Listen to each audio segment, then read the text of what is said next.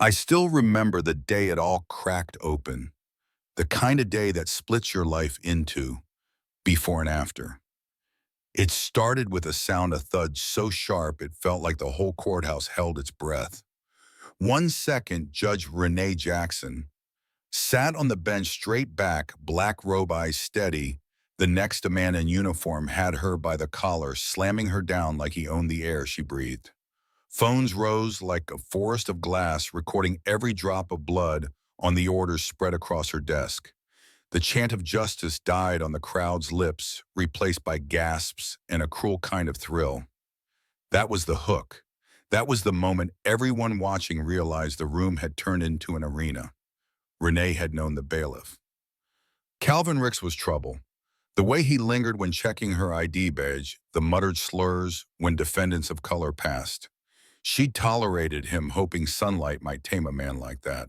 Instead, he lunged, veins popping at his neck, his spit landing on her cheek as he hissed, "You don't belong up there." Her head hit wood copper taste flooding her mouth, but her eyes locked on his. Through the haze, she managed a whisper sharp enough to slice, "You've just signed your own warrant." Cameras caught it. The crowd caught it. And then the courtroom doors blew open. Officers stormed in. "Let her go!" Ricks one barked. Hands seized his arms, dragged him off her, slapped cuffs on wrists that had thought themselves untouchable. A chant rose from the gallery, "Justice," but under it, the lights flickered, and his laughter echoed like a threat. That night, a black car idled across from her apartment windows, tinted so dark it felt like a second set of eyes. An envelope slid under her door. No seal, no sender. Just a line in heavy ink. "Justice belongs to us." The next morning, she tried to go on as if routine still held. She called the next witness. He stood trembling, a man with decades of labor on his back, and whispered he knew who stood behind Ricks. Before he could name the name, a single gunshot cracked through the chamber. Blood spread across the marble like a red signature. Someone had silenced him in front of everyone and scrawled 3 letters on the wall, "Cave." People gasped. Some fled. Renee stared at the letters, her stomach ice. This wasn't a lone bailiff's rage. This was a network. Bullets shattered her study window a week later, splintering a family photo, slicing her arm. Guards scrambled David. Her young clerk threw himself to the floor, but she stood there gripping the gavel, blood running down her wrist. "They think they can kill justice with bullets," she murmured. "But justice doesn't kneel." Across the city, news feeds filled with another video.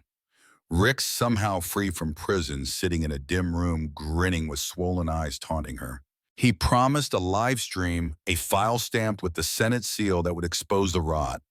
And then he sneered, "Bow to me, and I'll hand it over." It wasn't just cruelty, it was theater. He was turning the law into a stage.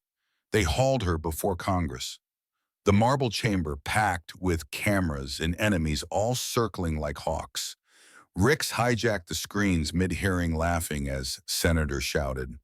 Her blood-stained file reel evidence was taken by Martin Greer, top counsel to Senator Victor Kane, who held it up and called it forgery. "Fonts don't match, dates overlap," he said smoothly. "This is hysteria." Reporters scribbled, senators whispered. Outside, the city split like a fault line. Protests surged, some chanting her name, others spitting it. At night, she stared at another envelope. "Next you." David begged her to step down. Harris, the captain assigned to protect her, warned in a voice like gravel, "There's a price on your head now, not rumor. Contracts." She just said, "Then let them come." Then came the square. By morning, the courthouse steps were a sea of faces, mothers with kids, welders in overalls, students with handmade banners. They weren't looking at her as a judge anymore, but as a flag. And flags always draw fire. She stepped out into the noise robe, whipping in the wind, eyes scanning for a target she couldn't name. Out of nowhere, Ricks himself climbed a crumbling wall, shouting to the crowd, calling her a puppet, jabbing a finger toward the shadow behind everything. "I only ever did what he told me," he screamed. Heads snapped toward a line of black cars rolling to the edge of the square. The door of the lead sedan opened, and out stepped Senator Victor Kane himself, silver hair, gleaming suit untouched by the dust. For the first time, the puppet master showed his face. The crowd split, half awe, half fury. Ricks faltered mid-sentence like he'd realized the leash had been yanked.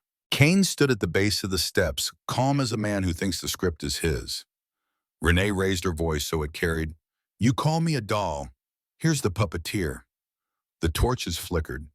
Kane smiled thinly and said, "Justice is not some divine force. Without men like me, you're just memes." His words rolled like poison.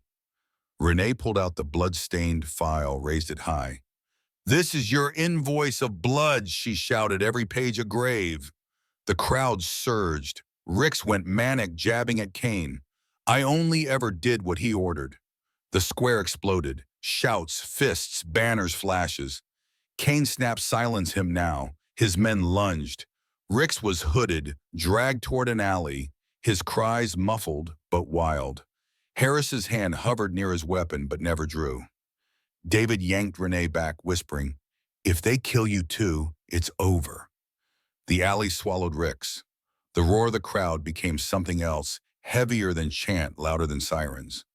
By nightfall, the city trembled. Protest fires lit the sky. News anchors argued whether Kane was a savior or a tyrant. Renee replayed a recording slipped to her by a trembling senator, Kane's own voice, ordering hush money or threats. It was the proof she'd prayed for but feared to hold. "This is it," David whispered, "but it can bear you too." She stared at the tape, then out the window at the crowd. "If the price of truth is my life, I'll pay it," she said softly. Below, thousands chanted their voices, rolling like a tide down with Kane. She could feel the building shiver with the sound. She stepped onto the courthouse steps, once more holding the recording in one hand, the gavel in the other. Her ribs still ached. Her robe still bore a faint brown streak of dry blood. The people looked up, not at a judge, but at a woman who had refused to kneel. "They want to turn this place into their theater of fear," she called out, "but fear is not the final verdict." The square answered back in a roar, fists lifted, cameras flashing. Somewhere in the smoke, Kane's car door slammed. Somewhere in the shadows, men plotted their next strike. But for that heartbeat under the roar, in the lights you could feel the ground shift. The mask had slipped. The cracks were visible. And that's where the story pauses, not ends. Because you and I both know justice in America doesn't wrap up in neat little bows.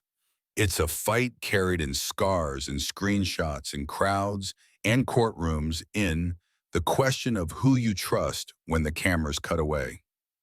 Watching this right now, ask yourself, if this unfolded in your town, would you speak up or stay silent? Would you stand with the judge, the crowd, or the man in the black car? Drop your thoughts below.